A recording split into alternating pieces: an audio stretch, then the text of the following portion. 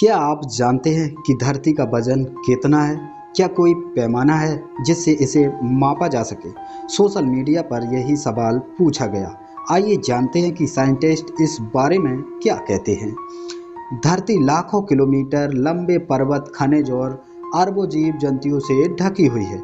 इन सब का वजन अलग अलग है। इसे कभी मापा नहीं जा सकता। लेकिन कभी आपने सोचा है कि पृथ्वी का वजन कितना है? सोशल मीडिया पर यही सवाल पूछा गया।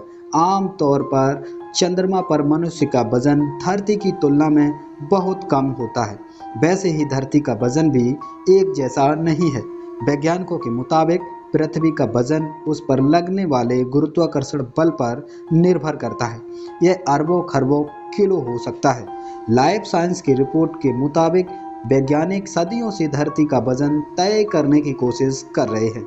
अमेरिकी अंतरिक्ष एजेंसी नासा के अनुसार पृथ्वी का वजन 5.9722 गुणे 1024 किलोग्राम या लगभग 13.1 सेप्टिलियन पाउंड है। यह मिस्र के पिरामिड के लगभग 13 क्वाड्रिलियन के बराबर है, जिसका वजन लगभग 4.8 बिलियन किलोग्राम है। अंतरिक्ष की धूल और हमारे वायुमंडल से निकलने वाली गैसों के कारण पृथ्वी के द्रव्यमान में थोड़ा उतार चढ़ाव होता है, लेकिन ये छोटे पर्वत अरबों वर्षों तक पृथ्वी को प्रभावित नहीं करते।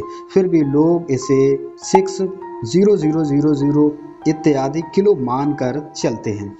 धरती को एक पैमाने पर मापना असंभव। हालांकि दुनिया भर के भौतिक वैज्ञानिक अभी भी दशमलव पर सहमत नहीं है।